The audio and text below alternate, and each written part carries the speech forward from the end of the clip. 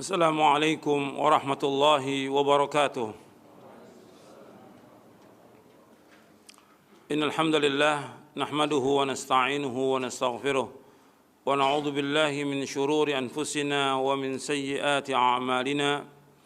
May yahdihillahu fala mudilla lahu wa may yudlil fala hadiya lahu.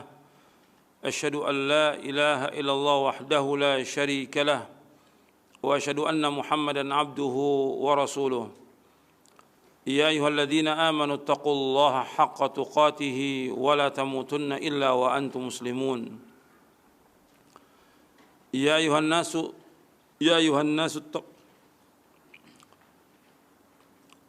الذين آمنوا اتقوا الله حق تقاته ولا تموتن إلا وأنتم مسلمون يا أيها الناس اتقوا ربكم الذي خلقكم من نفس واحدة وخلق منها زوجها وبث منهما رجالا كثيرا ونساء واتقوا الله الذي تساءلون به والأرحام إن الله كان عليكم رقيبا يا أيها الذين آمنوا اتقوا الله وقولوا قولا سديدا يصلح لكم أعمالكم ويغفر لكم ذنوبكم ومن يطع الله ورسوله فقد فاز فوزا عظيما أما بعد فإن أصدق الحديث كتاب الله وخير الهدي هدي محمد صلى الله عليه وعلى آله وسلم وشر الأمور محدثاتها وكل محدثة بدعة وكل بدعة ضلالة وكل ضلالة في النار. Ayolah ikhwah azakumullah, kepada seluruh kaum muslimin dan muslimat yang mudah-mudahan dirahmati oleh Allah Subhanahu wa taala. Alhamdulillah, kita bersyukur kepada Allah Subhanahu wa taala atas segala nikmat yang Allah karuniakan kepada kita, nikmat Islam, nikmat iman, nikmat sehat, nikmat afiat, nikmat dijauhkan oleh Allah dari berbagai macam malapetaka. Dan kita bersyukur kepada Allah Subhanahu wa taala diberikan hidayah di atas Islam dan sunnah, dan kita bersyukur kepada Allah Subhanahu wa taala diberikan hidayah taufik untuk selalu dan senantiasa menuntut ilmu syar'i. Ikhwan fiddin, azakumullah, kepada seluruh kaum muslimin dan muslimat yang mudah-mudahan dirahmati oleh Allah Subhanahu wa taala. Kita akan melanjutkan kajian kita dari Syarah Aqidah Ahlussunnah wal Jamaah. Kitab ini, Syarah Aqidah Ahlussunnah wal Jamaah, pada hakikatnya sudah selesai kita bahas setelah berjalan kurang lebih hampir 8 tahun.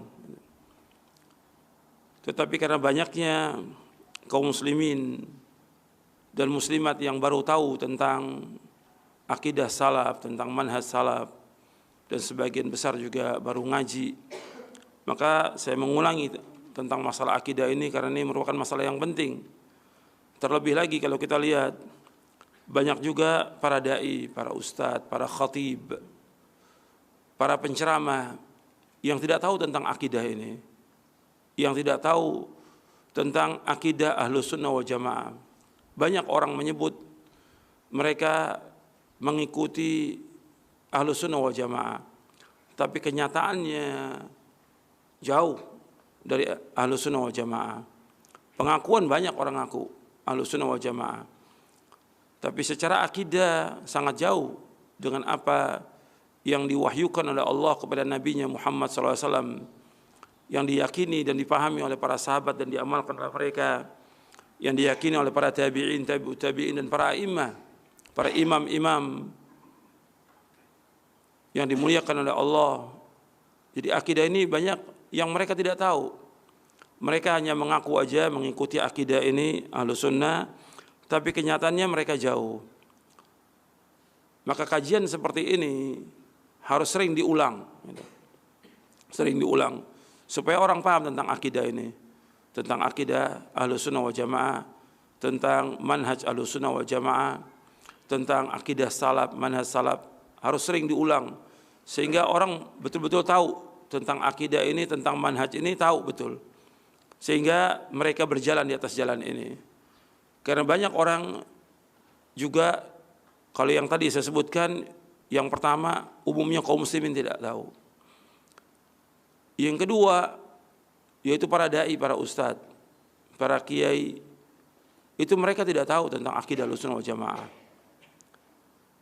Karena buku-buku yang mereka baca tidak sesuai dengan akidah Ahlussunnah wal Jamaah yang difahami oleh para sahabat radhiyallahu anhum ajma'in dan diamalkan oleh mereka sangat jauh gitu.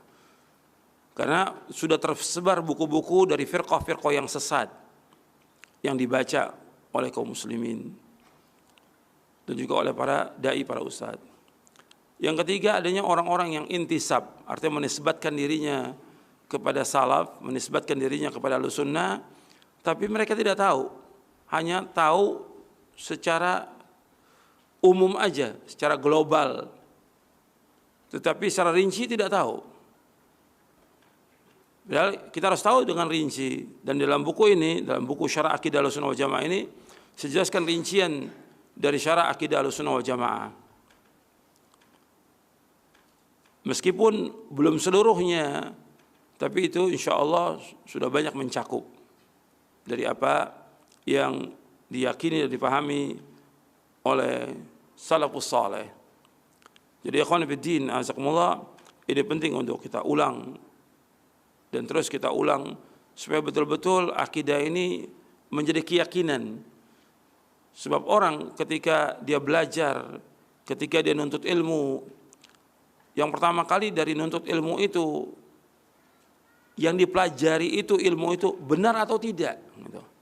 Sebab banyak orang belajar ilmunya tidak benar. Umpamanya dia belajar ilmu kalam, filsafat, atau tasawuf, atau yang lain. Bukan wahyu yang dipelajari. Makanya ketika kita mengatakan nuntut ilmu, yang dimaksud untuk ilmu itu mempelajari Al-Quran dan Sunnah, mempelajari wahyu yang Allah turunkan kepada Nabi-Nya Muhammad SAW, Al-Quran dan Sunnah. Dan Al-Quran dan Sunnah ini harus dipahami dengan pemahaman para sahabat radhiyallahu majma'in, karena mereka yang paling tahu tentang Quran, mereka paling tahu tentang Sunnah, mereka yang pertama kali beriman dan mereka yang pertama kali mengamalkan, mereka yang pertama kali mendakwakan, dan mereka yang pertama kali juga berjihad menegakkan agama ini sebelum manusia menegakkan agama ini. Artinya ada orang-orang yang ikhlas yang berjuang menegakkan agama ini, tapi jelas yang pertama kali menegakkan agama ini para sahabat radhiyallahu majma'in. Makanya ilmunya harus jelas dulu. Kemudian setelah ilmu yang dipelajari jelas Quran wa sunnah ala fahmi salaf, yang kedua harus ada i'tiqad. I'tiqad, keyakinan. Yakin enggak dia dengan apa yang dikaji, dengan apa yang dipelajari, dengan apa yang dipahami? Harus yakin. Ada orang belajar tapi enggak yakin, enggak ada manfaatnya pelajaran itu. Di samping dia harus memahami dan dia wajib meyakini. Faham dan yakin. Faham dulu dari apa yang dipelajari itu, dari Quran dan Sunnah. Ala fahmi salaf, dia harus faham, karena tidak dikatakan ilmu kecuali dengan faham. Yang dikatakan oleh para ulama, al-ilmu al-fahmu. Hati dalam kitab Sahih Bukhari disebutkan tentang al-ilmu al-fahmu di awal-awal tentang kitabul ilmi. Ilmu itu adalah faham. Setelah itu diyakini, harus yakin, i'tiqad. Jadi al-ilmu al-fahmu al-i'tiqad. Harus dia meyakini dengan keyakinan yang benar dari hatinya, dan dia betul-betul mengimani akidah ini hak, manhaj ini hak, dan dia wajib berjalan di atas jalan ini. Kalau dia ingin selamat, dia wajib berjalan di atas jalan ini. Itu harus dia diyakini. Kemudian setelah dia meyakini, ini penting dalam kita beragama ini harus ada keyakinan, yakin tentang akidah ini hak. Sebab banyak orang nggak yakin. Kalau nggak yakin, yang timbul syak, keraguan. Dan kalau sudah ragu, dia akan kembali lagi dia kepada firqah-firqah yang sesat. Harus yakin bahwa ini benar, meskipun dihujat orang banyak, meskipun dimusuhi oleh orang banyak, harus yakin bahwa ini jalan yang kita tempuh, jalan yang hak. Dasarnya Quran dan Sunnah ala fahmi salaf, ini jalan yang benar, jalan yang membawa kepada keridhaan Allah, jalan yang membawa manusia ke sorga. Harus yakin gitu. Yakin, bukan keyakinan dibuat-buat, bukan. Yakin dengan dasar dalil dari Quran dan Sunnah. Yang sudah kita baca dalilnya, kita pahami, kita yakini. Kemudian setelah itu ada al-amal. Atau dengan istilah para ulama, dengan al-inqiyad. yaitu kita harus betul-betul tunduk dan patuh kepada Al-Quran dan Sunnah. Kalau sudah datang wahyu dari Allah, dalil dari Quran, dari Sunnah Nabi sallallahu alaihi wasallam, kewajiban seorang mukmin dan mukminah sami'na wa ata'na. Kami dengar, kami taat. Inqiyad, tunduk patuh kepada Allah dan Rasulnya sallallahu alaihi wasallam. Ini yang akan membawa keselamatan. Harus ada inqiyad. Kalau tidak ada inqiyad ketaatan, bagaimana dia berjalan menuju kepada Allah? Sebab Allah akan menilai dari apa yang dia amalkan. Bukan ilmu yang dia pelajari sekian banyak, bukan keyakinan, tapi bagaimana dia mengamalkan, dia amalkan atau tidak. Karena keyakinan, ikrar lisannya, keyakinannya harus dibuktikan dengan amal. Amal ini merupakan bagian daripada iman. Bahkan termasuk rukun yang terbesar. Amal ini merupakan bagian daripada iman dan rukunnya. Jadi ini harus dibuktikan dengan amal. Tidak melakukan kesyirikan, tidak melakukan perbuatan-perbuatan bid'ah. Tidak. Betul-betul dia mengikuti wahyu. Ikhlas dan ittiba. Ikhlas dan ittiba. Ikhlas semata-mata karena Allah, tidak berbuat syirik, dan dia ittiba mengikuti sunnah nabinya sallallahu alaihi wasallam. Ikhwan fillah, azakumullah. Kita akan bahas tentang bab yang kelima, karena bab-bab sebelumnya sudah pernah kita bahas tentang bab kaidah dalam mengambil dalil. Itu sudah kita bahas. Bab yang kedua, kaidah dan prinsip Ahlussunnah wal Jamaah dalam mengambil dan menggunakan dalil sudah selesai kita bahas ini. Karena pertemuan kita tidak rutin, setiap pekan, kadang-kadang juga ketika saya ada waktu ya kita lanjutkan, kalau nggak ada waktu terhenti. Ini sudah kita bahas. Kemudian adapun bab yang ketiga, penjelasannya juga sudah kita bahas.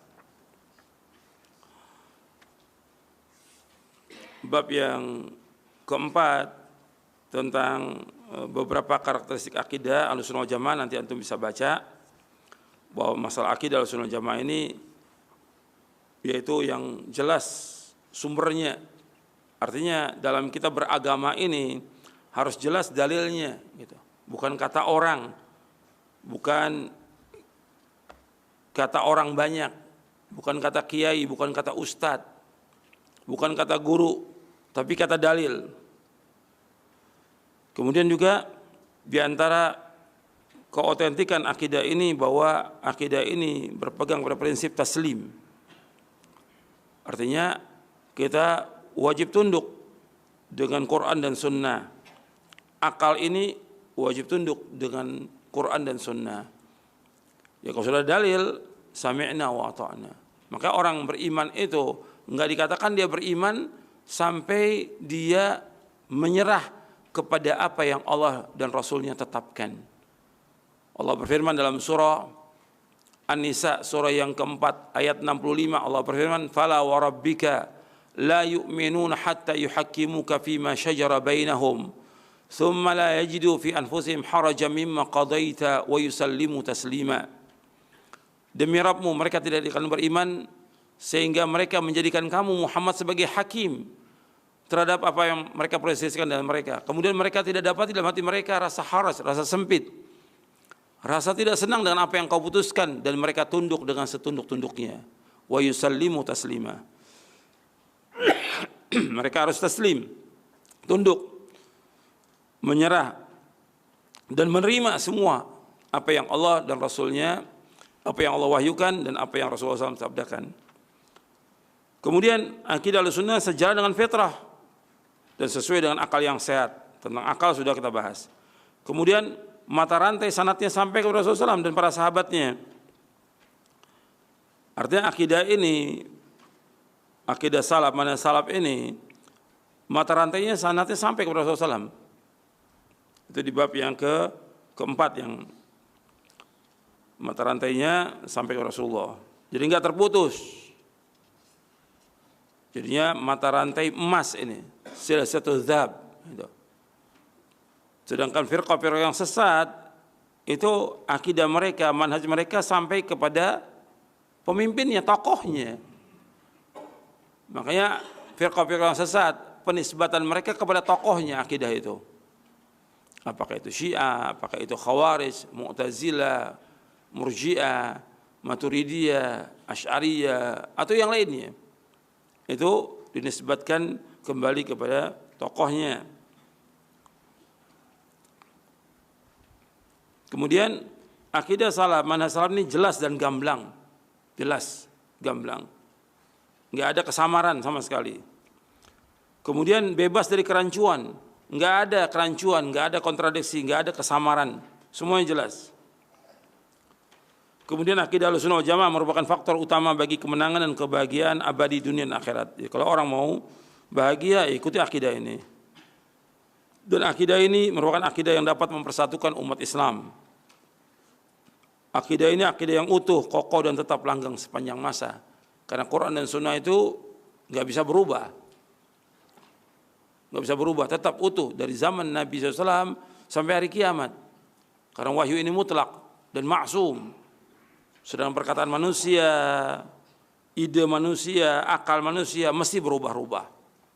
Tapi kalau wahyu tetap. Kemudian Allah yang ke-10, Allah menjamin kehidupan yang mulia bagi orang yang menetapi akidah Ahlussunnah wal Jamaah. Makanya orang-orang yang mengikuti akidah ini dan betul-betul dia mentauhidkan Allah, menjauhkan syirik, maka diberikan rasa aman dan diberikan petunjuk oleh Allah. Allah berfirman dalam surah Al-An'am ayat 82, alladzina amanu wa lam yalbisu imanahum bidzulmin ulaika lahumul amnu wa hum muhtadun. Orang-orang yang beriman dan tidak mencampuri iman mereka dengan kezaliman maksudnya kesyirikan, mereka mendapatkan rasa aman dan mereka mendapatkan petunjuk. Ini diantara keistimewaan atau karakteristik akidah Ahlussunnah wal Jamaah. Sekarang kita masuk bab yang kelima. Kewajiban ittiba, mengikuti jejak salafus saleh dan menetapkan manhajnya. Jadi kewajiban ittiba, mengikuti jejak salafus saleh dan menetapkan manhajnya, ini yang memerintahkan untuk mengikuti ini. Yang pertama dasarnya Al-Quran. Saya bawakan beberapa ayat. Yang kedua dasarnya hadis-hadis Nabi yang sahih. Yang ketiga dasarnya penjelasan para sahabat radhiyallahu anhum ajma'in tentang wajibnya mengikuti pemahaman salafus saleh. Yang keempat penjelasan para tabi'in yang menjelaskan tentang wajibnya kita mengikuti jejak salafus saleh. Yang kelima penjelasan para imam dari Imam Hanafi, Maliki, Syafi'i, Hambali dan yang lainnya rahimahumullah, menjelaskan tentang wajibnya kita mengikuti jejak salafus saleh. Dan kemudian dilanjutkan oleh para ulama Ahlussunnah sepanjang zaman tentang wajibnya kita mengikuti jejak salafus saleh. Jadi mengikuti manhaj atau jalan salafus saleh, yaitu jalannya para sahabat dalam kita beragama ini hukumnya wajib. Dalilnya saya sebutkan beberapa dalil di sini, dalil Al-Qur'an tentang wajibnya kita mengikuti jejak salafus saleh, baik dalam kita berakidah, baik dalam kita beragama, baik dalam kita berilmu, baik dalam kita beramal, baik juga dalam kita berdakwah. Kita harus mengikuti jejak salafus saleh. Dalilnya Allah berfirman dalam surah Al-Baqarah, surah yang kedua, antum melihat bab yang kelima, halaman 99. Allah berfirman dalam surah Al-Baqarah ayat 137, fa in amanu bimithli ma amantum bihi faqad ihtadaw wa in tawallaw fa innama hum fi shiqaq fasayakfikahumullah wa huwas samiul alim. Maka jika mereka telah beriman sebagaimana yang kamu beriman, sungguh mereka telah mendapatkan petunjuk. Tetapi jika mereka berpaling, sesungguhnya mereka berada dalam permusuhan denganmu, maka Allah mencukupkan engkau Muhammad terhadap mereka dengan pertolongan Allah Taala, dan Allah Maha mendengar dan Allah Maha mengetahui. yang menjadi syahid di sini yaitu Allah berfirman, fa in amanu bimithli ma amantum bihi faqad ihtadaw. Kalau seandainya mereka beriman sebagaimana imannya para sahabat, maka mereka dapat petunjuk. Arti di sini Allah menyebutkan bahwa iman para sahabat radhiyallahu majma'in sebagai timbangan atau sebagai tolak ukur untuk membedakan antara petunjuk dan kesesatan, antara kebenaran dengan kebatilan. Apabila ahlul kitab beriman sebagaimana berimannya para sahabat radhiyallahu majma'in, maka sungguh mereka mendapatkan hidayah, petunjuk yang mutlak dan sempurna. Jika mereka ahlul kitab berpaling, tidak beriman sebagaimana berimannya para sahabat, maka mereka jatuh dalam perpecahan, perselisihan, dan kesesatan yang sangat jauh. Memohon hidayah adalah sebesar-besar kewajiban, sedangkan menjauhkan perselisihan dan kesesatan adalah wajib. Jadi mengikuti manhaj para sahabat adalah termasuk kewajiban yang paling wajib. Ini disebutkan dari kitab Basair Dzawi Syarab Bisyarah Marwiyati Manhajis Salaf, karya Syekh Salim bin Eid Al-Hilali. Di sini Allah menyebutkan dengan fa in amanu bimithli ma amantum bihi faqad ihtadaw. Seandainya mereka beriman seperti yang kalian para sahabat iman, faqad ihtadaw, mereka mendapat petunjuk. Jadi kalau kita mengikuti jejak para sahabat, maka kita dapat petunjuk. Tapi ketika kita tidak mengikuti jejaknya para sahabat, ya pasti sesat. Pasti sesat. Karena yang mengatakan demikian Allah Subhanahu wa taala. Jadi Allah menjelaskan tentang timbangan atau tolak ukur untuk membedakan antara petunjuk dan kesesatan, antara kebenaran kebatilan dengan mengikuti jejaknya para sahabat radhiyallahu anhum ajma'in. Kemudian ayat yang kedua dalam surah Al-An'am ayat 153, Allah SWT berfirman, wa anna hadha sirati mustaqiman fattabi'uhu wa la tattabi'us subula fatafarraqa bikum an sabilihi dzalikum wassaqum bihi la'allakum tattaqun. Dan sungguh inilah jalanku yang lurus, maka ikutilah, jangan kamu ikuti jalan-jalan yang lain yang akan mencerai-beraikan kamu dari jalan Allah. Demikianlah Allah memerintahkan kepada kamu agar kamu bertakwa. Ini penjelasan ayat ini lihat di halaman 104. Penjelasan ayat ini lihat di halaman 104 dari buku ini. Dijelaskan oleh Abdullah bin Mas'ud radhiyallahu an, khatta lana Rasulullah sallallahu khattan biyadihi thumma qala hadza sabilullahi mustaqima wa khatta khututan an yaminihi wa shimalihi thumma qala hadhihi subulun mutafarriqatun laisa minha sabilun illa alaihi syaitanun yad'u ilaihi. Thumma qara'a qawlahu ta'ala wa anna hadha sirati mustaqiman fattabi'uhu wa la tattabi'us subul fatafarraqa bikum an sabili dzalikum wasaqum bihi la'allakum tattaqun. Rasulullah SAW membuat satu garis dengan tangannya, kemudian bersabda, ini jalan Allah yang lurus. Lalu beliau membuat garis-garis di kanan kirinya, kemudian bersabda, ini adalah jalan-jalan yang bercerai-berai, arti yang sesat. Tidak ada satupun dari jalan-jalan ini kecuali dalamnya terdapat syaitan yang menyeru kepadanya. Selanjutnya beliau membaca firman Allah Azza wa Jal, wa anna hadha sirati mustaqiman, sampai akhir ayat, artinya dan sungguh inilah jalanku yang lurus. Maka ikutilah, janganlah kamu ikuti jalan-jalan yang lain yang akan mencerai-beraikan kamu dari jalan Allah. Demikianlah Allah memerintahkan kepada kamu agar kamu bertakwa. Jadi Nabi SAW ketika menjelaskan ayat ini surah Al-An'am ayat 153, Nabi menggaris satu garis yang lurus. Kemudian di kanan kiri garis itu ada garis-garis yang pendek, kanan kiri. Nabi menyebutkan ikutilah jalan ini. Itu jalan yang telah ditempuh oleh Rasulullah dan para sahabatnya. Fattabi'u wa la tattabi'u subul, jangan ikuti jalan yang pendek-pendek ini mesti di atasnya ada syaitan yang mengajaknya. Jalan ini, yang pendek-pendek ini, jalan golongan-golongan yang sesat, firqah yang sesat, aliran-aliran yang sesat, pemahaman-pemahaman yang sesat. Yang mengatakan demikian Rasulullah SAW.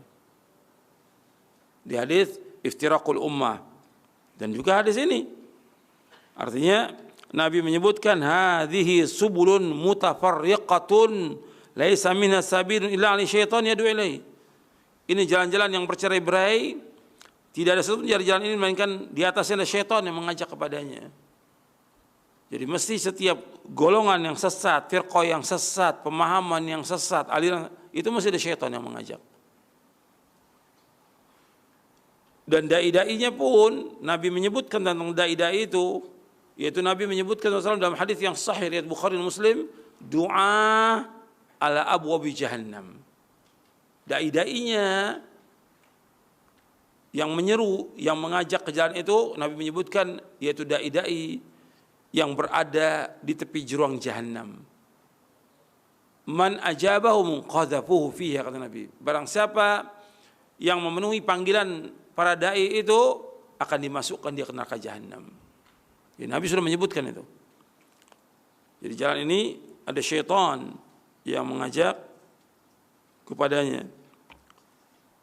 Mereka, kata Nabi SAW, pakaiannya sama dengan kita, kulitnya sama dengan kita, berbicara sama dengan kita, tapi mereka mengajak kepada kesesatan. Bahkan di dalam hadis Hudzaifah disebutkan bahwa mereka itu sama seperti kita, dakwahnya juga mereka mengajak orang, tetapi mereka mengajak manusia kepada kesesatan. Sampai Nabi tegas mengatakan tentang mereka, hatinya mereka qulubuhum qulubu syayatin. Hatinya mereka hati setan, kata Nabi SAW. Artinya betul-betul jahat gitu. Bagaimana merusak agama ini, merusak akidah ini, merusak manhaj ini, membawa manusia kepada kesesatan. Makanya yang paling Nabi takuti atas umatnya ini adanya imam-imam yang menyesatkan, kata Nabi. Di dalam hadis Thauban yang diriwayatkan oleh Imam Abu Daud, Tirmidzi dan lainnya, kata Nabi SAW, inna akhwafa ma akhafu ala ummati ala imatal mudhillin. Sesungguhnya yang paling aku takut atas umatku imam-imam yang menyesatkan. Jadi imam-imam yang menyesatkan, aimatal mudhillin, yaitu tokoh-tokoh ahlul bidah yang mengajak manusia kepada kesesatan. Kita lanjutkan ayatnya.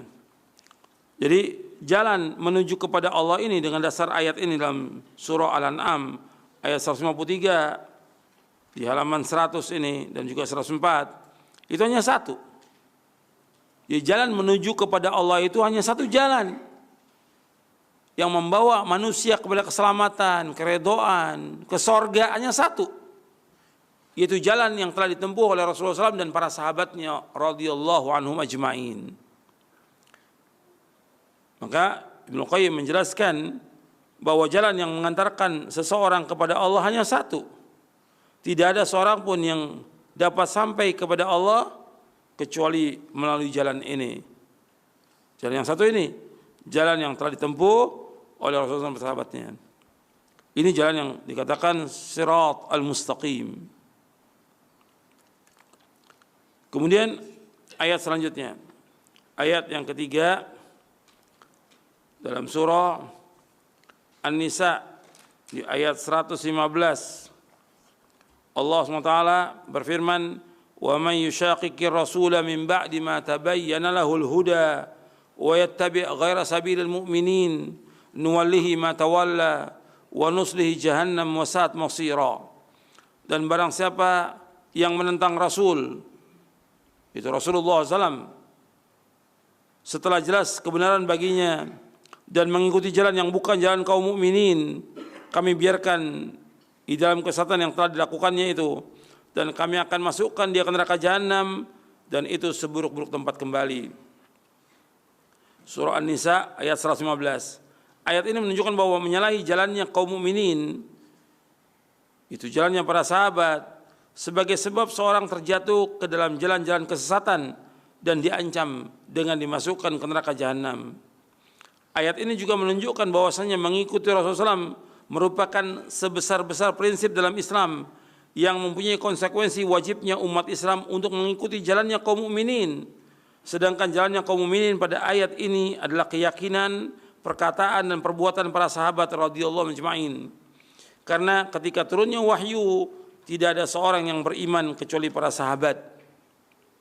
Jadi kalau disebutkan di sini sabilul mu'minin, maksudnya jalannya para sahabat. Karena pertama kali beriman para sahabat. Jadi amana rasul bima unzila ilaihi rabbi wal mu'minun. Rasul Muhammad beriman apa yang diturunkan kepada Muhammad. Artinya Muhammad beriman kepada apa yang diturunkan kepada Al-Quran dari Rabbnya, demikian pula orang-orang yang beriman. Arti Rasul mengimani dan juga para sahabat mengimani. Jadi ayat ini menunjukkan bahwa mengikuti jalan para sahabat dalam memahami syariat Allah adalah wajib dan menyalahinya adalah kesesatan. Saya ulangi, ayat ini surah An-Nisa ayat 15. Ayat ini menunjukkan bahwasanya mengikuti jalan para sahabat dalam memahami syariat Allah adalah wajib dan menyalahinya adalah kesesatan. Jadi ketika orang bertanya, kenapa kita harus mengikuti jalannya para sahabat? Karena yang memerintahkan Allah harus mengikuti, dan Allah juga menyebutkan kalau menyalahi jalannya mereka sesat. Kalau menyalahi jalannya mereka pasti terjadi perpecahan. Pasti. Jadi mesti ada dalam memahami wahyu ini pemahaman yang maksum. Kalau orang mencukupkan dengan mengatakan saya cukup dengan Quran dan Sunnah, kan Nabi SAW menyebutkan dua. Taraktu fikum amraini lan tadillu ma tamassaktum bima kitaballahi wa sunnati. Aku tinggalkan kepada kalian apabila kalian berpegang dengan ini, kalian tidak akan sesat selama-lamanya, yaitu kitabullah dan sunnahku.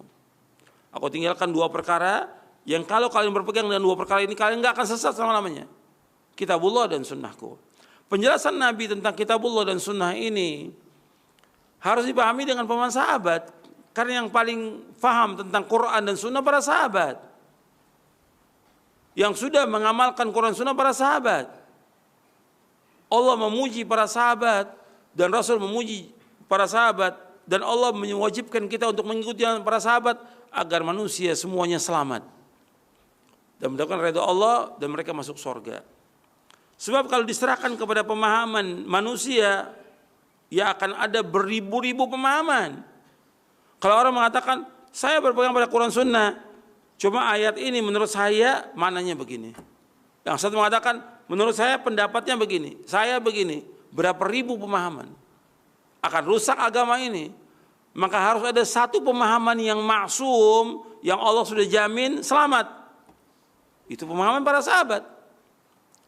Makanya Allah memerintahkan untuk mengikuti mereka. 3 ayat ini sudah jelas ini. Tentang masalah iman, tentang cara beragama, dan juga memahami dalil dan mengamalkannya. Itu sudah 3 dalil ini. Selanjutkan lagi. Dalil yang keempat. Ini lebih tegas lagi. Dalil yang keempat ini, bahwa dengan mengikuti mereka jaminannya sorga, dan itu yang kita inginkan dalam hidup ini. Tujuan hidup seorang mukmin, seorang mukminah itu sorga. Kalau mereka ingin masuk surga, ikut jalan para sahabat. Sebab Allah telah menjamin mereka masuk surga.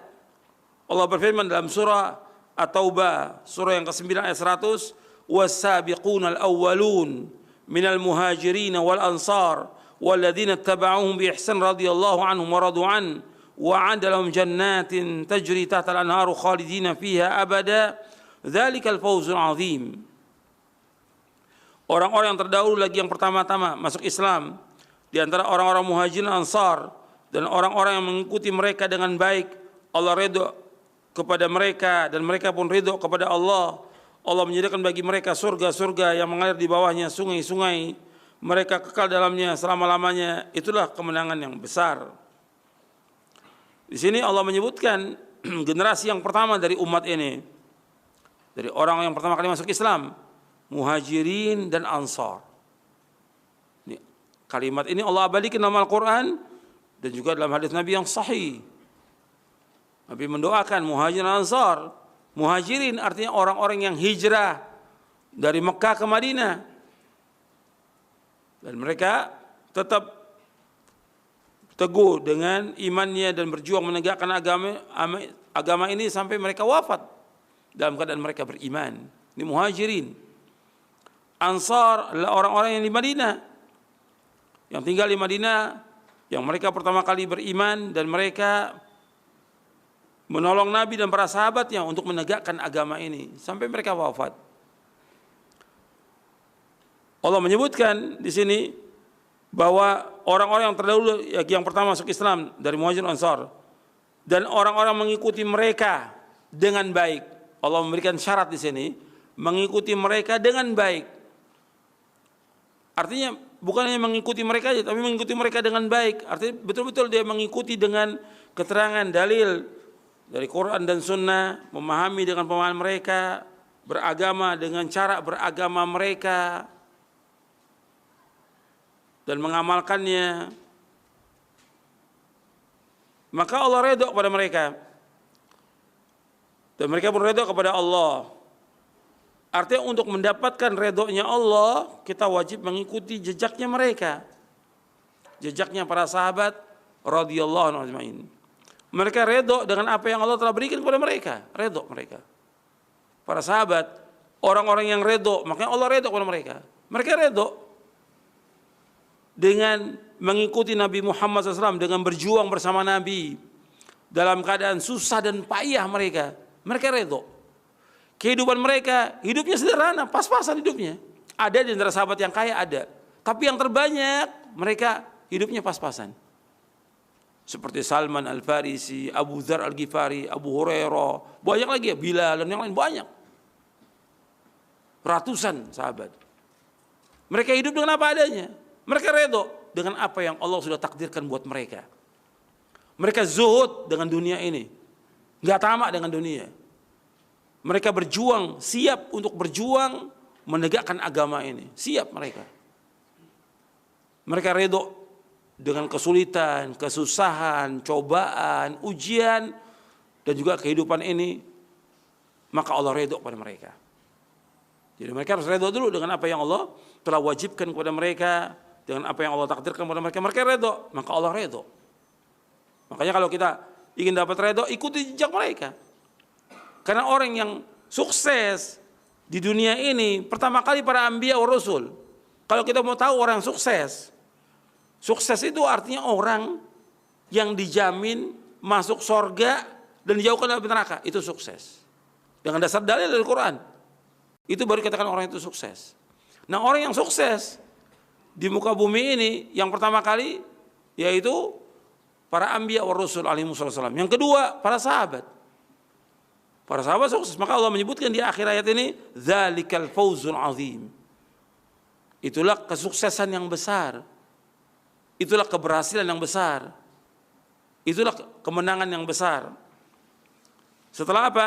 Setelah Allah redha kepada mereka dan Allah masukkan mereka ke dalam surga. Maka selanjutnya, kalau Allah sudah redha, Allah sediakan bagi mereka jannat, surga-surga, tajri tahtal anhar, yang mengalir di bawah sungai-sungai, khalidina fiha abada, mereka kekal dalamnya selama-lamanya. Jadi ini harus kita perhatikan, orang yang beriman itu harus mengikuti jejaknya para sahabat. Wajib. Karena kita ingin dapat ridha Allah SWT. Sebab Allah mengkaitkan di sini dengan kalimat walladzina taba'uhum bi ihsan.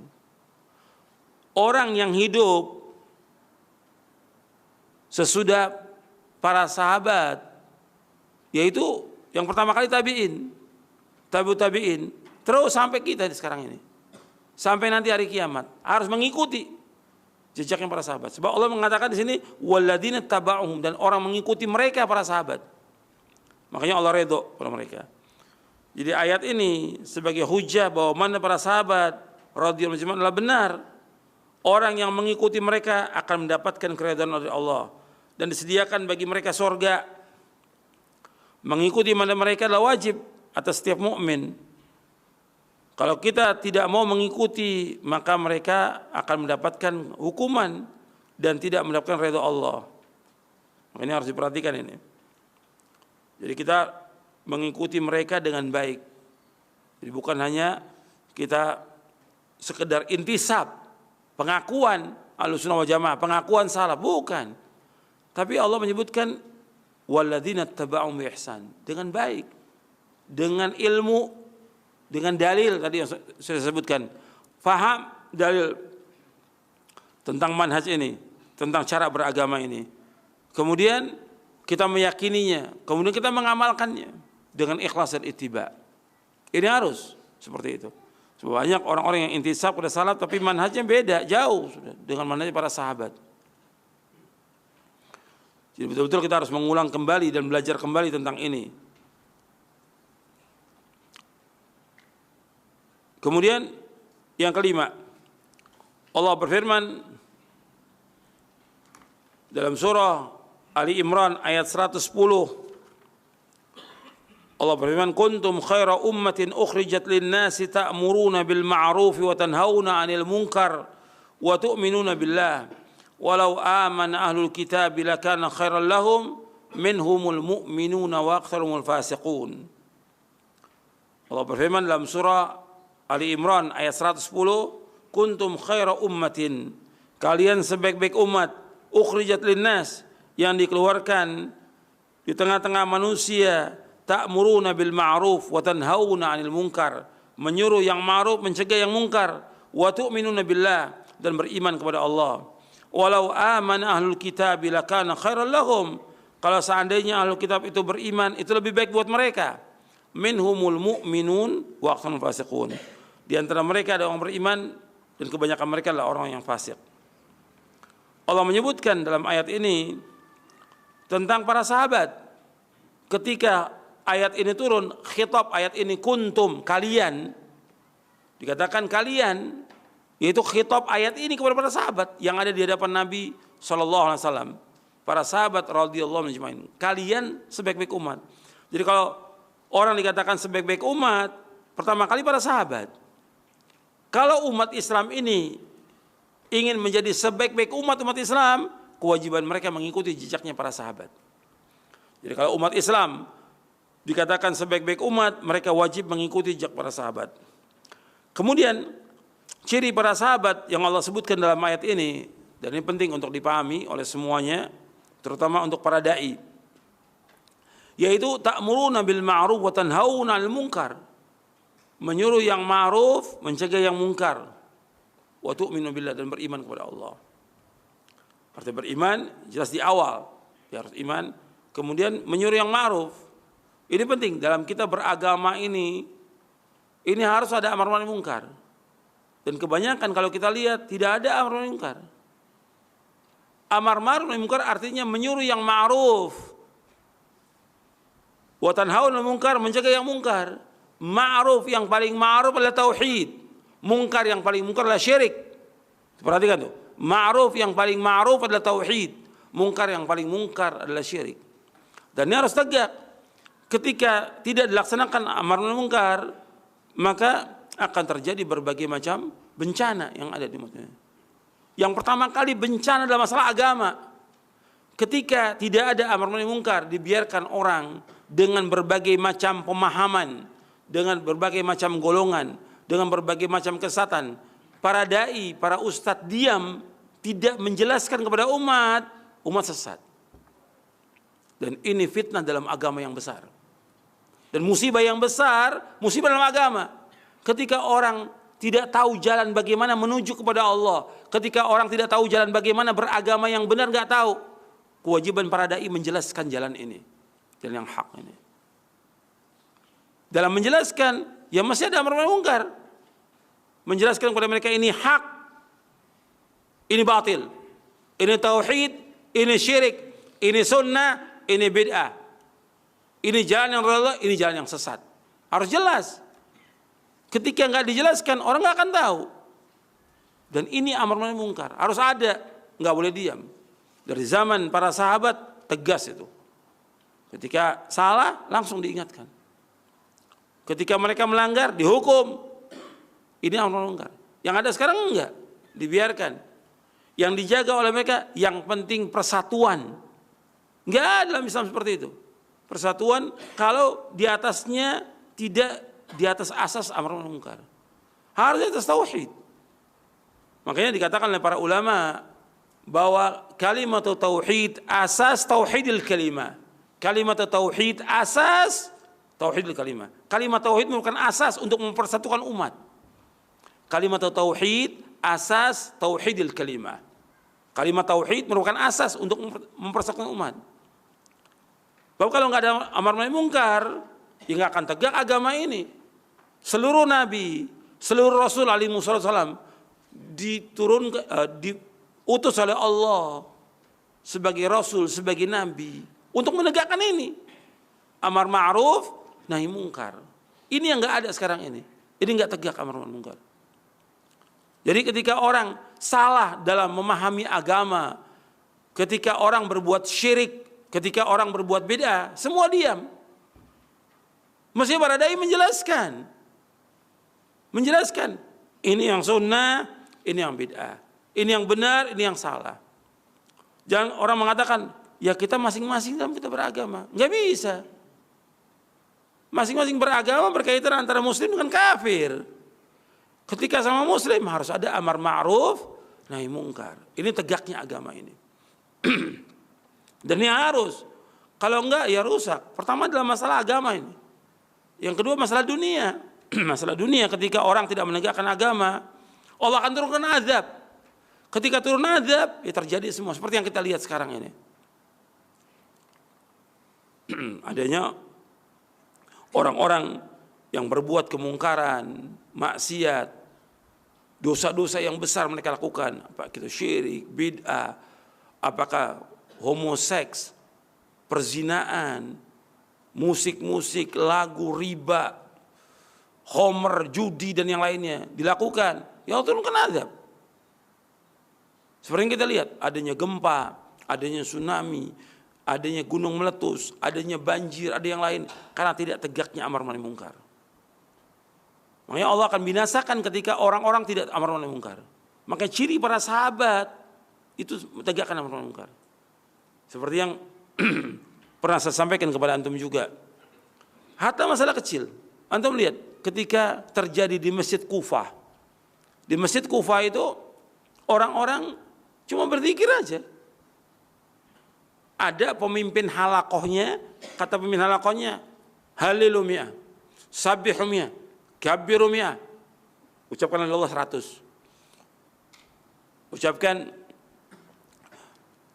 subhanallah 100.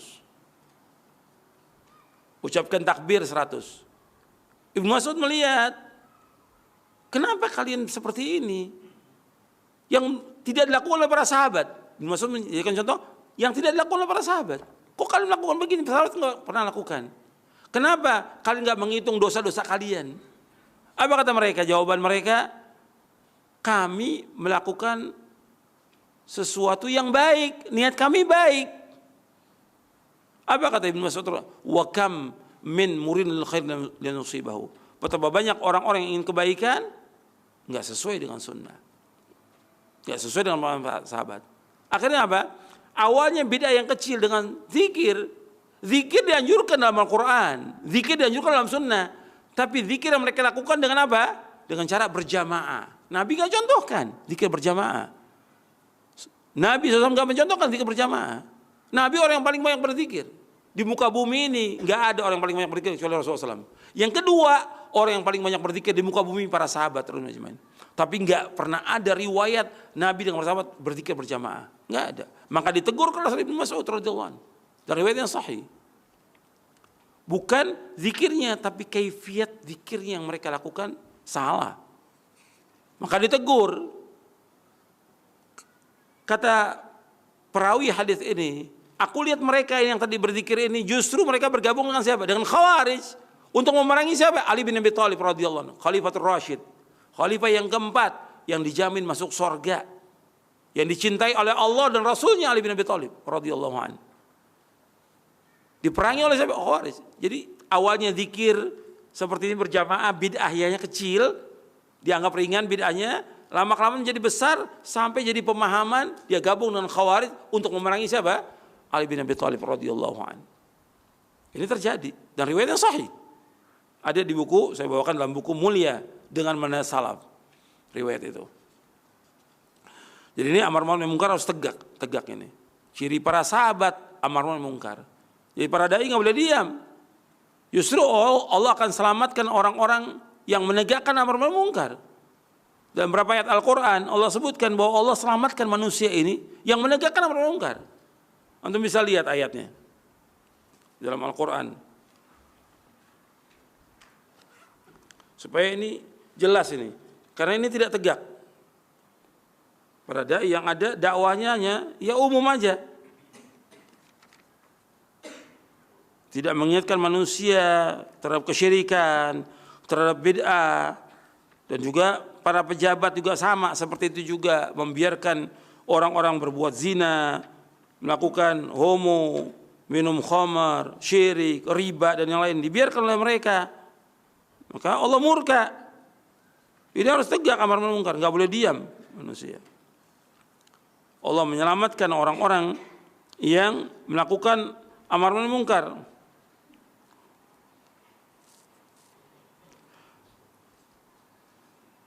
Lihat dalam surah Al-A'raf. Al-A'raf di ayat 164, 165.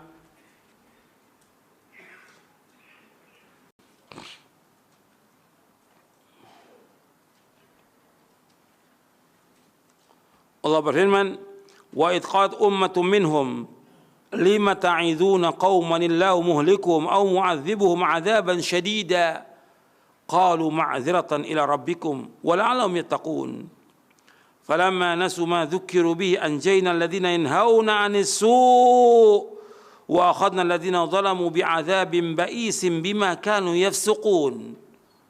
Allah berfirman dalam surah Al-A'raf ayat 164, 165.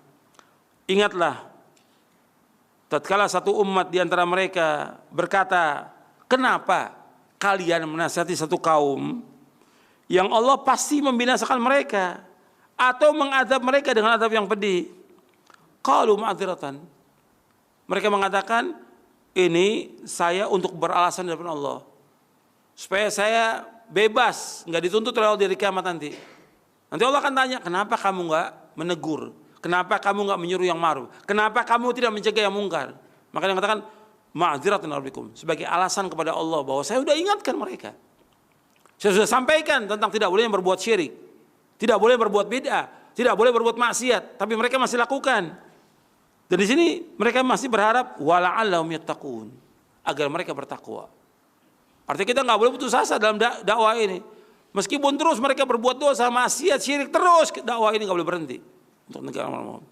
Kemudian Allah sebutkan di ayat 165-nya, falamma nasu ma dzukiru bihi, tatkala mereka lupa dengan apa yang diingatkan, artinya mereka sudah nggak pedulikan nasihat ini.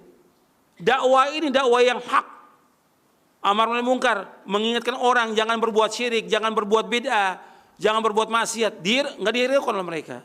Apa kata Allah? Anjayna alladziina yanhauna 'anis su'. Kami selamatkan siapa? Orang-orang yang mencegah manusia dari perbuatan yang jelek. Jadi orang-orang yang menyuruh yang ma'ruf, mencegah yang mungkar diselamatkan. Yang paling penting di sini apa? Mencegah yang mungkar. Kalau menyuruh yang ma'ruf, semua orang bisa nyuruh yang ma'ruf. Hatta orang yang jahat bisa nyuruh yang ma'ruf, tapi mencegah yang mungkar nggak bisa, kecuali orang-orang yang beriman. Orang yang nggak sholat bisa nyuruh anaknya untuk sholat, dia ma'ruf, tapi mencegah yang mungkar nggak ada yang bisa kecuali orang-orang yang terpilih. Makanya orang-orang yang mencegah yang mungkar akan diberikan ganjaran, kata Nabi Muhammad SAW, seperti ganjaran generasi yang pertama. Kata Nabi, ada di umatku ini satu kaum yang mereka diberikan ganjaran seperti generasi pertama. Apa? Mereka mencegah yang mungkar, kata Nabi SAW. Mencegah yang mungkar. Maka di sini diselamatkan oleh Allah orang-orang yang mencegah kemungkaran. Kemudian bagaimana? Wa akhadna alladziina zalamu, dan kami siksa, kami azab. Siapa yang kami siksa, kami azab? Orang-orang yang zalim dengan azab yang pedih dengan sebab mereka berbuat kefasikan, pelanggaran. Diturunkan azab oleh Allah. Karena mereka terus tidak mau dengarkan nasihat.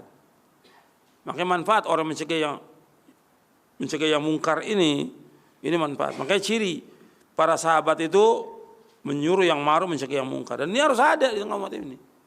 Bahkan di antara ulama menyebutkan bahwa poros agama intinya agama dua, menyuruh yang ma'ruf, mencegah yang mungkar. Itu di antara ulama menyebutkan demikian.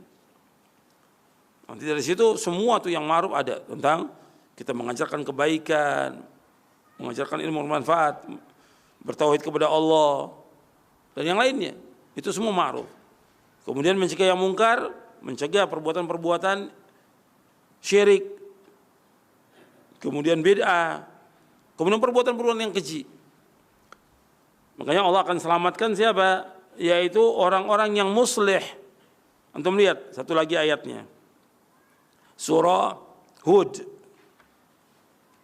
Di surah Hud. Di ayat 117. Surah Hud ayat 117. Allah menyebutkan wa ma kana rabbuka liyuhlikal qura bidzulmin wa ahluha muslihun. Dan tidaklah Allah membinasakan satu desa dengan sebab kezaliman sedangkan orang-orangnya muslih. Antum lihat di sini. Allah enggak menyebutkan wa ahluha salihun. Antum perhatikan di sini. Ayat ini Allah enggak menyebutkan wa ma kana rabbuka liyuhlikal qura bidzulmin wa ahluha muslihun. Allah enggak sebutkan di ayat ini wa ahluha salihun. Saleh. Saleh, ada banyak orang saleh. Dia zikir, ibadah untuk diri sendiri. Tapi ini muslih. Muslih itu memperbaiki orang. Dia baik dan dia memperbaiki orang lain. Itu muslih. Yang selamat itu yang mana? Yang muslih, yang selamatkan oleh Allah. Jadi dia saleh dan dia juga muslih, memperbaiki. Jadi antum perhatikan tuh. Jadi saleh dan juga dia muslih. Muslih itu artinya memperbaiki.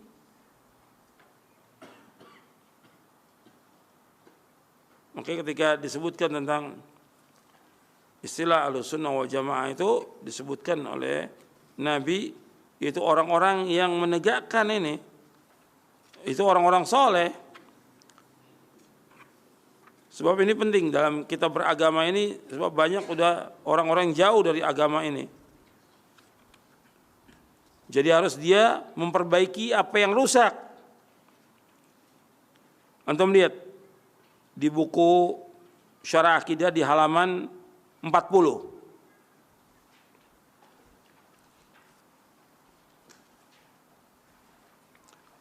Rasulullah SAW bersabda mengenai makna al-ghuraba alladzina yuslihuna inda fasadin nas, yaitu orang-orang yang senantiasa memperbaiki umat di tengah-tengah rusaknya manusia. Pertama kali ketika orang dibilang itu rusak, manusia ini rusak, apanya yang rusak pertama kali? Apanya yang rusak? Keyakinannya, akidahnya yang rusak pertama kali. Cara beragamanya, ibadahnya mereka rusak. Nah, kita memperbaiki. Ketika akidahnya rusak, keyakinan rusak, kita perbaiki. Menjelaskan akidah yang benar, manhaj yang benar. Kemudian dalam riwayat yang disebut alladzina yuslihuna ma afsadan nas min ba'di min sunnati, yaitu orang-orang yang memperbaiki sunnahku sepeninggalku sesudah dirusak oleh manusia. Riwayat yang pertama diriwayatkan oleh Abu Ja'far At-Tahawi dalam Syarah Mushkil Athar dan Al-Laikai.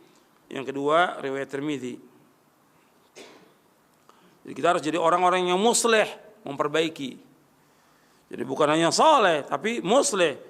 Muslih ini menyuruh yang ma'ruf, mencegah yang mungkar. Dan kita dalam berdakwah tetap mengajak. Ada yang mau ikut, silakan. Nggak ikut nggak ada masalah dalam dakwah. Makanya lanjutan ayat ini, kita kembali kepada ayat yang tadi, Ali Imran 110 di halaman 103. Kalau seandainya ahlul kitab itu beriman, baik buat mereka. Di antara yang beriman, di antara mereka kebanyakan mereka orang fasik. Artinya kita tetap dakwah. Dakwah harus jalan terus. Ada orang yang ikut, alhamdulillah, nggak ikut nggak ada masalah. Yang penting kita sudah menyampaikan kebenaran kepada umat ini. Kita nggak memikirkan tentang banyaknya pengikut, tidak. Tapi bagaimana menyampaikan kebenaran ini supaya manusia ini kembali ke jalan benar. Kemudian hadis Nabi, saya akan bawakan satu hadis. halaman 105. Dari Abdullah bin Mas'ud radhiyallahu anhu, ia berkata, Rasulullah SAW bersabda, khairun nasi qarni, thumma alladhina yalunahum, thumma alladhina yalunahum, thumma yaji'u qaumun tasbiqu syahadatu adim yaminahu wa yaminu syahadatahu. Sebaik-baik manusia pada masaku, itu masa para sahabat, kemudian yang sesudahnya, kemudian yang sudahnya. Setelah itu akan datang satu kaum yang persaksian salah seorang dari mereka mendalui sumpahnya dan sumpahnya mendalui persaksiannya. Hadis ini sahih dari Imam Bukhari, Muslim dan yang lainnya. Hadis ini mutawatir. Nabi SAW menyebutkan di sini khairun nas, sebaik-baik manusia pada masaku, itu sahabat. Tsumma alladziina yalunahum, kemudian sudahnya masa tabi'in. Tsumma alladziina yalunahum, kemudian sudahnya itu tabi'ut tabi'in. Dan antum perhatikan kalimat Nabi SAW, perkataan sebaik-baik manusia. Sebaik-baik manusia bukan rupanya, sebaik-baik manusia bukan tubuhnya, sebaik-baik manusia bukan kendaraannya, sebaik-baik manusia bukan rumahnya, tapi sebaik-baik manusia tentang akidahnya mereka yang paling baik, tentang manhajnya yang paling baik, tentang akhlaknya mereka yang paling baik, tentang amalnya mereka yang paling baik, tentang dakwahnya mereka yang paling baik, tentang pemahaman mereka yang paling baik, tentang kehidupan mereka yang paling baik. Maka dikatakan sebaik-baik manusia. Dikatakan sebaik-baik manusia, baik tentang apa? Tentang ilmunya, pemahamannya, akidahnya, keyakinannya, manhajnya, akhlaknya, ibadahnya, sholatnya, dakwahnya, dan yang lain. Mereka sebaik-baik umat. Mereka sebaik-baik manusia. Kemudian lafadznya ada yang sebutkan khairukum, ada khairun nas, ada khairu ummati. Tapi khairul qurun enggak ada lafadznya. Sebaik-baik generasi, khairul qurun enggak ada lafadz itu. Adapun nanti akan datang nanti sesudah para sahabat orang-orang yang syahadat mereka melalui sumpahnya. Artinya mereka menjadi saksi sebelum mereka disumpah, dan ada juga orang-orang yang sumpahnya mendahului persaksiannya. Jadi orang-orang yang mereka banyak bersumpah dan mereka orang-orang yang bohong. Mereka adalah orang-orang yang tidak jujur. Sekarang banyak orang disumpah, tapi mereka bohong. Ya, orang yang melanggar sekarang ini kalau kita lihat, mereka sudah disumpah, tapi mereka melanggar. Disumpah dengan apa? Dengan Quran. Disumpah dengan Quran. Tapi mereka bagaimana? Semuanya bohong. Mereka sudah berjanji dengan sumpah Al-Quran itu. Bersumpah dengan Al-Quran boleh aja, karena itu termasuk kalamullah. Tetapi kenyataan dalam kehidupan mereka jauh, mereka langgar. Jadi ikhwan fillah, azakumullah, kesimpulannya kita belum selesai ini pembahasan bab yang kelima. Insyaallah nanti pekan depan kita lanjutkan lagi. Jadi ini penjelasan berkaitan dengan wajibnya kita mengikuti manhaj salaf, karena yang memerintahkan demikian Allah Subhanahu wa taala dalam Al-Quran, dan ayatnya banyak. Ini saya cuma sebagian aja saya bawakan ayatnya. Saya bawakan lengkap dalam buku Mulia dengan Salaf. Yang kedua hadis Nabi SAW. Kita baru baca satu hadis tentang wajibnya mengikuti jejak para sahabat. Bab ini wajib karena Rasulullah SAW yang menyuruh demikian. Ketika Nabi menyebutkan sebaik-baik manusia, maksudnya kita harus mengikuti jejaknya mereka. Karena ini yang akan membawa manusia kepada keselamatan dunia dan akhirat. Ini saja yang perlu saya sampaikan, mudah-mudahan bermanfaat. Wassallallahu Nabi Muhammad SAW wa akhiru da'wana alhamdulillahirabbil alamin. Nah, Ustaz, barakallahu fiik wa jazakallahu khairan. Terima kasih atas pemberian materi yang bermanfaat untuk kita semuanya.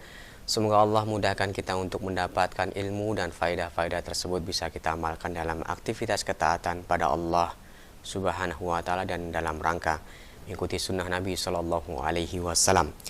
Berikutnya kami undang ikhwatal Islam yang ingin bertanya, silahkan di 0218236543 untuk telepon. Untuk pesan singkat di 0819896543. Kami akan angkat pertanyaan pertama dari pesan singkat dari Abdullah yang bertanya di Jakarta. Pak Ustadz, alhamdulillah saya rutin menghadiri majelis taklim yang diadakan setiap minggu dan di dalamnya diadakan pembacaan Al-Fatihah buat almarhum atau wali-wali Allah, sunan-sunan dan lain-lain. Setelah itu dilakukan zikir bersama. Bagaimana itu, Ustadz? Apakah saya masih boleh mengikutinya atau saya harus menghindarinya? Saya takut kalau yang saya ikuti itu ternyata amalan yang bid'ah. Terus apa yang saya harus lakukan, Ustaz? Silahkan. Alhamdulillah wassalatu wassalamu ala Rasulillah. Allahumma salli wa sallim wa barik nabiyina Muhammadin wa ala washabihi ajma'in. Dari pertanyaan yang tadi berkaitan dengan majelis taklim yang ada ini sangat banyak ya. Dan beragam majelis taklim ini. Yang antum harus cari majelis taklim yang di situ diajarkan Al-Qur'an dan sunnah ala fahmi salaf. Itu yang penting diingat oleh penanya. Quran dan sunnah. Artinya kita pegang Quran sunnah yang disampaikan oleh si dai-nya, si ustadznya, Quran dan sunnah. Makanya si dai atau ustadz yang mengajarkan kita harus tahu bahwa dia akidahnya salaf. Akidahnya jelas, manhajnya jelas. Yang dipelajari Quran dan sunnah. Quran, sunnah yang dipelajari oleh dia. Itu yang harus diperhatikan.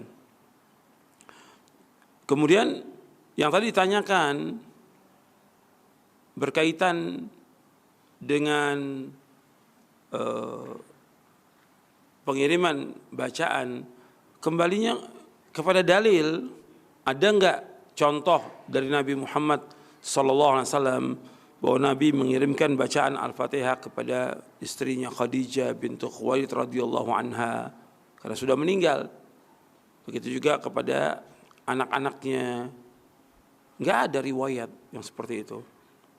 Juga enggak ada para sahabat radhiyallahu anhum mengirimkan Al-Fatihah kepada para sahabat yang lain. Tidak ada riwayatnya.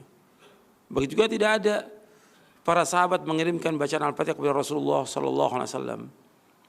Kita dianjurkan, bahkan diwajibkan oleh Allah untuk mengikuti jalannya para sahabat. Itu jalannya para sahabat. Kita diwajibkan mengikuti Rasulullah SAW dan jalannya para sahabat. Sekarang enggak ada yang seperti itu. Dan menurut Imam Asy-Syafi'i rahimahullah, sebagaimana yang dibawakan oleh Al-Hafidh Ibnu Katsir dalam tafsirnya ketika menafsirkan ayat dalam surah An-Najm, wa an laisa lil insani illa ma sa'a. Seseorang tidak akan mendapatkan melainkan apa yang dia usahakan. Maka dikatakan oleh Al-Hafidh Ibnu Katsir Asy-Syafi'i, beliau mengatakan bahwa Imam Asy-Syafi'i menyebutkan tidak akan sampai ibadah itu dikirimkan kepada orang lain. Termasuk yang tadi bacaan Yasin, Al-Fatihah, dan enggak akan sampai. Itu pendapat Imam Syafi'i dibawakan oleh Al-Hafidh Ibnu Katsir ketika menafsirkan surah An-Najm di ayat 39. Jadi itu harus perhatikan. Kemudian soal masalah zikir, dianjurkan kita berzikir. Majlis ilmu ini majlis zikir. Allah menyebutkan dalam Al-Qur'an, ya ayyuhalladzina amanu dzkurullaha dzikran katsira wasabbihu bukratan wa asila. Wahai orang beriman, berzikirlah kepada Allah dengan zikir yang banyak dan bertasbih kepada Allah pada pagi dan petang. Allah menyuruh untuk berzikir yang banyak, tapi berzikir dengan berjamaah seperti yang dilakukan itu enggak ada contohnya dari Nabi SAW.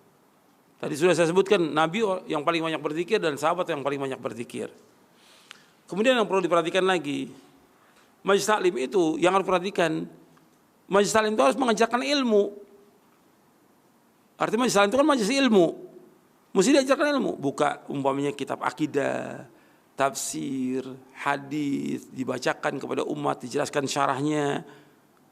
Itu manfaat seperti itu. Jadi kalau dia umpamanya cuma duduk-duduk aja baca, ya nggak dapat ilmu selama-lamanya. Kan banyak majelis taklim yang hanya membaca surah Yasin, kemudian pulang. Tapi nggak dijelaskan tafsirnya, penjelasannya. Kan kalau dijelaskan satu ayat setiap pertemuan manfaat, orang tambah ilmu. Kan doanya Rabbi zidni ilma. Doanya Allahumma inni as'aluka ilman nafi'an wa rizqan thayyiban wa amalan taqabbala. Kalau cuma zikir rame-rame gitu, apa yang dapat? Puluhan tahun nggak dapat apa-apa dia. Jadi masih ilmu itu harus diajarkan ilmu, sehingga setiap datang ke masjid itu dapat ilmu dan bermanfaat buat dia, bermanfaat buat keluarga, dan ada yang disampaikan kepada keluarganya. Itu jawaban saya. Baik Ustaz, barakallahu fiik wa jazakallahu khairan. Terima kasih atas jawabannya, semoga bermanfaat untuk kita semuanya. Dan selanjutnya kami akan bacakan dari pesan singkat kembali dari seorang pemuda yang bertanya. Assalamualaikum warahmatullahi wabarakatuh Ustaz. Bagaimana sebaiknya ya Ustaz sikap saya terhadap orang tua dan keluarga? Saya setelah mengenal manhaj salaf ini sempat dituduh fanatik dan seperti terorisme. Sudah sempat saya jelaskan tentang salafi ini, tapi keluarga saya menolak. Semenjak saat itu, sikap orang tua saya dan keluarga berbeda. Hingga saat ini contoh dari berbicara selalu dengan kata-kata yang sinis dan menyindir saya. Bagaimana sebaiknya yang harus saya lakukan agar tetap dapat menghormati orang tua dan saudara-saudara saya? Silakan Ustaz. Ya, ini banyak juga tuduhan ya, ketika orang mengikuti Quran dan Sunnah menurut pemahaman salafus saleh, mereka mengamalkan yang wajib-wajib dan juga yang sunnah-sunnah dari sunnah-sunnah Nabi SAW. Kemudian dituduh dengan berbagai macam tuduhan. Sebab yang pertama, saya akan jelaskan nasihat itu. Sebab yang pertama, karena sebagian dai, sebagian ustadz, sebagian kiai nggak paham tentang kewajiban ini. Makanya ini kajian ini harus terus diulang. Nggak paham. Sehingga ketika ada orang karena tidak pahamnya dan dia tidak juga membaca dalil dari Quran dan Sunnah Nabi yang sahih, sehingga ketika ada orang mengamalkan ini, mengikuti dalil, mengikuti Quran, mengikuti Sunnah, itu dianggap oleh mereka dengan tanggapan yang sinis. Ini yang salah pertama kali ya para dai-nya, para ustadznya, para kiai gitu. Bahkan ada kiai yang memang kasar. Orang berjenggot, mengikuti siapa jenggot ini? Mengikuti Rasulullah SAW. Tapi kalimat dia mengatakan orang yang berjenggot goblok. Ini kan kasar. Dan penghinaan kepada sunnah Nabi. Dan menghina Rasulullah SAW. Semakin panjang jenggot semakin goblok dia. Ini penghinaan. Penghinaan kepada Rasulullah SAW. Yang kedua penghinaan kepada sunnah. Yang ketiga penghinaan kepada kaum muslimin. Ini hukumannya berat ini dalam Islam. Dosanya dosa besar. Kalau dia sudah tahu itu dia menghina, bisa kufur. Bahkan bisa murtad dari agama. Kalau dia tahu dalil ya dari Quran Sunnah bahwa itu benar, tapi dia sengaja untuk mengejek, menghina, itu berat hukumannya. Seperti yang Allah sebutkan dalam surah At-Taubah. Bahkan Allah menyebutkan dalam ayat itu dengan istihza kepada Quran, kepada Allah, kepada Rasulnya, yaitu faqad kafartum ba'da imanikum. Kalian telah kufur setelah kalian beriman. Berat hukumannya. Nah karena kiai-kiai, ustadz-ustadz nggak paham tentang sunnah, kemudian mereka mencela sunnah, kemudian bukannya mencela, bahkan menuduh orang yang berjenggot, yang tidak isbal, itu dengan teroris. Kesalahan yang pertama kali pada dai-dai ini, ustadz-ustadz kiai-kiai ini yang salah pertama kali. Sehingga apa? Terpengaruhlah orang tua antum tadi, seperti yang ditanyakan oleh penanya itu, terpengaruh orang tuanya. Memang ada orang-orang yang salah dalam masalah ini.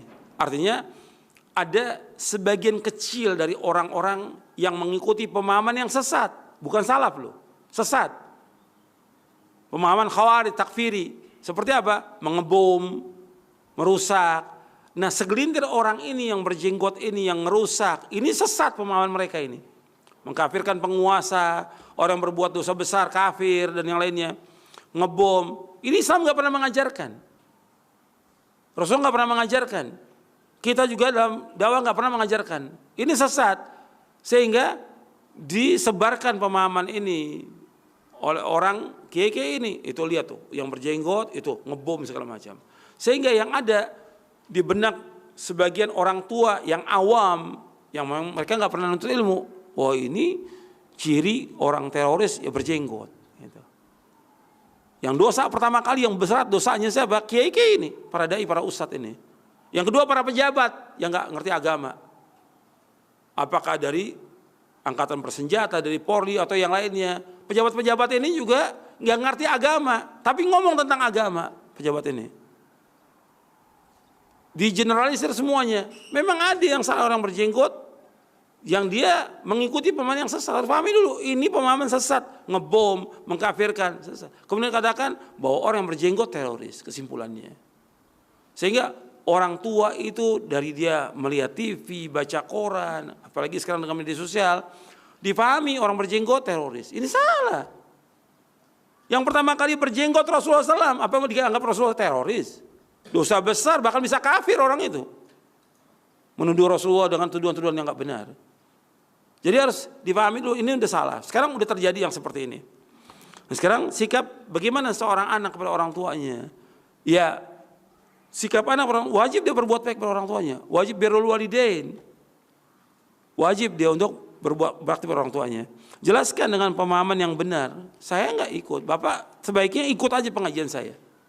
Jadi ajak bapak itu atau ibu itu ke pengajian-pengajian yang diajarkan Quran dan Sunnah fahmi salam. Yang kedua, berikan buku-buku.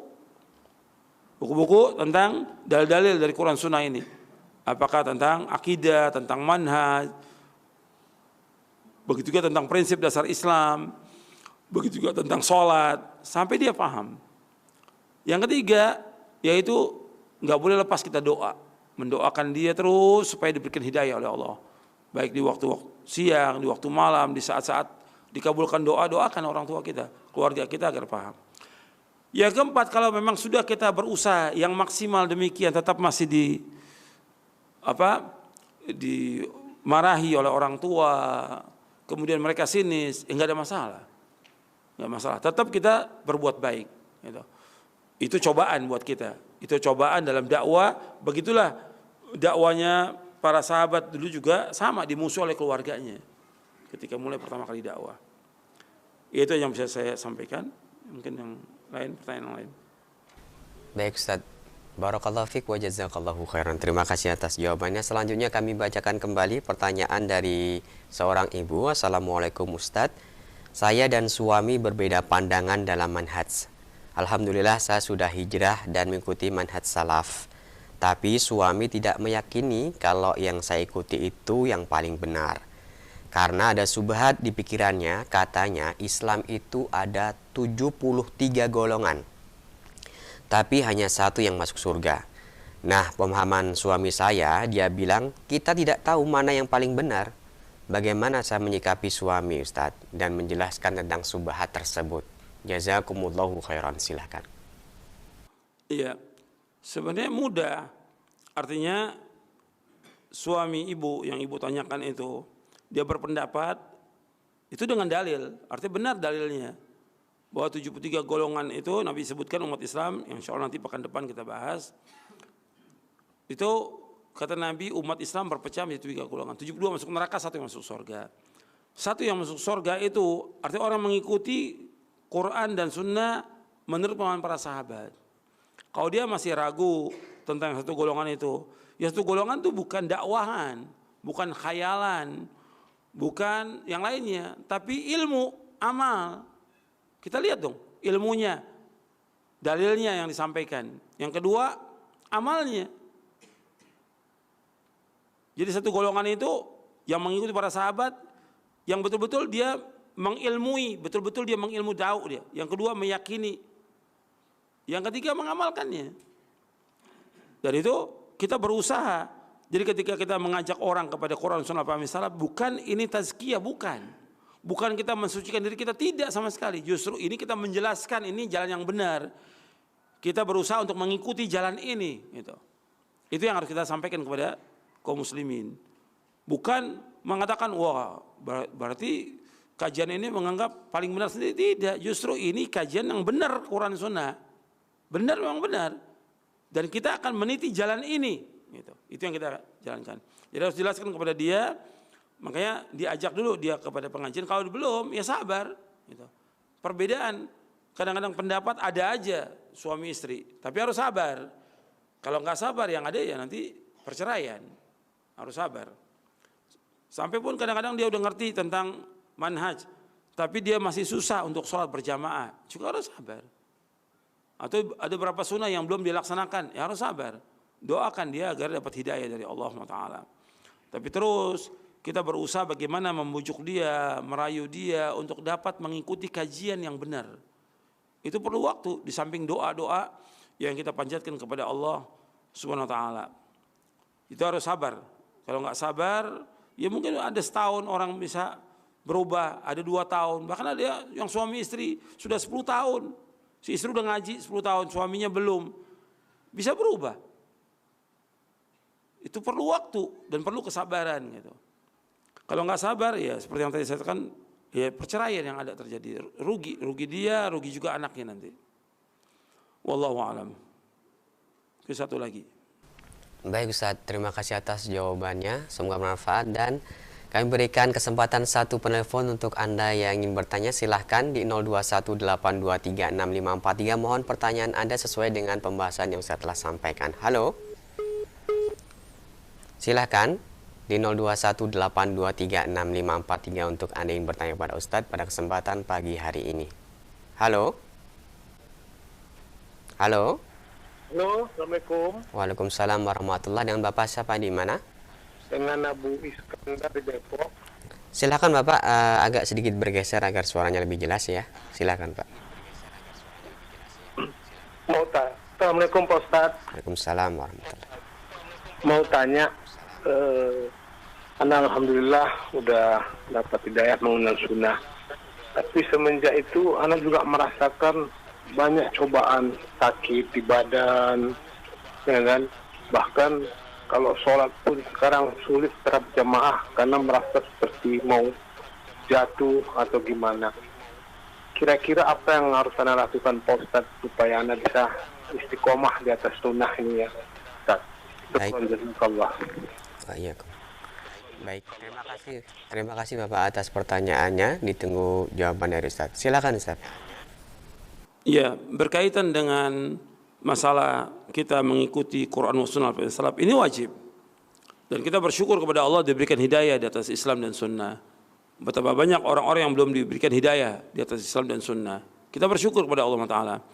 Ketika antum sudah mendapatkan hidayah di atas Islam dan Sunnah, ini nikmat dari Allah. Kita wajib bersyukur atas nikmat ini. Dan jalan kita setelah kita mendapatkan hidayah ini yang ada kenikmatan, yang ada ketenangan. Antum bisa tanya dari ribuan kaum muslimin yang telah mendapatkan hidayah, mesti mereka mendapatkan ketenangan. Ketika kita berubah mengikuti pemahaman yang benar ini, ya ada cobaan. Pasti ada cobaan, ada ujian gitu. Tapi kita harus sabar. Soal adanya cobaan, ujian itu pasti cobaan itu. Kita harus sabar dan terus menekuni, belajar terus. Itu godaan dari setan, karena setan nggak senang kita tadinya sesat kemudian dapat petunjuk, nggak senang setan. Orang-orang kafir nggak senang, mereka ingin kita ini sama-sama kafir seperti mereka. Maka mereka berusaha bagaimana kita menjadi kafir seperti mereka. Begitu juga setan berusaha bagaimana kita ini sesat seperti dia sesat. Dan orang-orang yang sesat juga kepengen kita sama seperti mereka. Makanya begitu kita berubah mengikuti jalan yang hak ini, setan nggak senang, digoda terus. Itu godaan setan itu. Seperti ingin sholat berjamaah, kadang-kadang malas, kadang-kadang timbul penyakit. Kalau penyakit cobaan, bukan hanya kita yang sakit. Hatta ahlul bidah juga sakit. Hatta orang kafir juga sakit. Gitu. Jangan jadi alasan itu. Mau ngaji, wah sakit. Mau sholat berjamaah sakit. Ahlul bidah juga sakit, orang kafir juga sakit sama. Tapi beda dengan kita. Kalau kita sakit, itu setiap kita sakit itu, kalau kita sabar redho menghapuskan dosa kita, mengangkat derajat kita, kemudian juga akan dimudahkan jalan kita menuju sorga. Makanya harus dilawan. Itu godaan. Nanti setelah itu, setelah kita berusaha terus, dan antum juga yang sudah berubah ini, yang tadinya mengikuti bid'ah atau syirik kemudian berubah mengikuti masalah, antum yang paling penting ngaji, nuntut ilmu. Itu yang sering saya ingatkan itu. Karena banyak yang nggak ngaji, banyak yang nuntut ilmu, cuma intisab ke salaf aja, wah alhamdulillah saya udah berubah. Kemudian ya piara jenggot, tidak isbal, udah cukup. Enggak cukup. Masih banyak yang belum kita tahu tentang Islam ini. Harus belajar, nuntut ilmu, dan terus nuntut ilmu. Harus istiqomah dalam thalabul ilmi. Baca buku-buku. Kita belum tamatkan, seperti syarah akidahnya belum banyak yang tamat. Atau ustadz belum tamat. Tamatkan. Bahkan kalau perlu lagi kita sebagai dai baca bahasa Arabnya. Baca kitab Sahih Bukhari, Muslim dan lainnya. Sehingga kita tahu agama ini dengan benar. Kembali, ayat yang kita baca, tafsirnya. Gitu. Kalau antum bukan seorang dai, ya baca buku-buku ini. Sibukkan dengan baca, sibukkan dengan baca, sibukkan dengan ilmu. Kemudian setelah itu sibukkan dengan amal. Gitu. Nanti akan terasa perubahan itu, antum akan mendapatkan kenikmatan. Ini bukan satu, ribuan, puluhan ribu, mungkin ratusan ribu. Orang-orang yang mendapatkan hidayah, berubah, mendapatkan ketenangan. Banyak orang menyampaikan kepada saya, Ustaz, alhamdulillah setelah saya ikut kajian salaf ini, Quran Sunnah, saya mendapatkan ketenangan dan keberkahan dalam rumah tangga saya, istri saya, anak saya, termasuk usaha saya, berkah. Itu nikmat. Gitu. Memang waktu awalnya ya digoda oleh setan dari jenis jin dan setan dari Indonesia. Kan teman-temannya dia nggak senang ketika berubah. Kok kamu berubah sekarang ini? Bahkan kadang-kadang mereka mengatakan perubahan itu kamu kena setan apa gitu. Padahal dia yang kena setan. Tapi dibalik, kok kamu berubah nih kena setan apa? Macam-macam sudah. Itu cobaan. Tapi itu akan hilang nggak lama itu. Nggak. Ya kan Nabi aja dituduh apa? Gila kan Nabi. Dituduh tukang sihir. Dan dituduh juga Nabi seperti tersihir atau kemasukan jin oleh mereka itu. Padahal mereka yang kemasukan jin. Tapi tuduhan. Makanya kita sabar dengan tuduhan itu. Maka ketika dapat tuduhan kayaknya berat gitu. Hati ini kayaknya sakit. Itu cobaan. Tapi jalan terus. Karena apa? Setan ingin menyetop kita sampai di situ supaya kita kembali lagi ke dalam setan. Sama seperti orang yang minum khamar, yang riba, tobat, kembali kepada Islam yang benar, Quran Sunnah. Cobaannya banyak. Cobaan dari keluarganya, cobaan dari orang tuanya, cobaan dari teman-temannya. Itu seperti itu. Makanya kembali lagi kepada Islam yang benar ini, ngaji, nuntut ilmu, ibadah kepada Allah, doa kepada Allah. Akan diberikan ketenangan. Insya Allah dengan mengikuti pemahaman ini pasti mendapatkan kebahagiaan, ketenangan, kesejukan. Gak mungkin, tidak, gak mungkin. Meskipun kita hidupnya miskin, papa, mesti tenang, mesti tenang. Karena saya udah bukan satu. Yang ngomong sama saya ini udah ratusan yang ngomong. Ustaz, setelah saya kembali kepada Quran Sunnah saya mendapatkan ketenangan. Saya mendapatkan kebahagiaan. Saya dapatkan keberkahan dengan istri saya. Dulu saya susah Ustaz, ribut terus. Tapi begitu mengikuti ini, ketenangan yang ada, kebahagiaan yang ada. Itu yang harus kita ikut. Memang inilah jalan yang benar. Jalan yang membawa keberkahan. Beda. Kalau antum melihat dalam kehidupan antum, sudah yang beda-beda, yang maksiat, nggak ada ketenangan dalam hidupnya. Dan waktu kita dulu nggak ada berkah, tapi begitu mengikuti manhaj salaf ini, keberkahan ada. Ibadah, tenang. Coba kalau waktu diikuti bid'ah, nggak ada ketenangan. Ribut rame dalam ibadah. Ngaji juga cuma keramaian aja, tapi nggak ada ketenangan. Tapi beda ketika kita masuk kepada manhaj ini, ada kehusyuan, ketenangan, zikir, ibadah kepada Allah dengan tenang, doa dengan tenang, sesuai dengan sunnah. Kita belajar, menuntut ilmu, banyak keberkahan hidup ini. Makanya mengikuti Quran Sunnah salaf membawa kepada keberkahan dan juga keselamatan. Dan mudah, nggak sulit. Agama ini nggak sulit. Jadi ini yang bisa saya sampaikan, mudah-mudahan bermanfaat untuk saya, untuk yang bertanya dan semua yang mendengar kajian ini. Mudah-mudahan mendapatkan keberkahan dan rahmat dari Allah. Mudah-mudahan kita mendapatkan ilmu yang bermanfaat. Dan mudah-mudahan kita berikan taufik oleh Allah untuk mengamalkannya dan diberikan istiqamah di atas Quran wa sunnah ala fahmi salaf. Itu yang bisa saya sampaikan, kurang lebihnya saya mohon maaf. Wassalamualaikum warahmatullahi wabarakatuh. Subhanakallahumma bihamdik asyhadu an la ilaha illa anta astaghfiruka wa atubu ilaik. Assalamualaikum warahmatullahi wabarakatuh.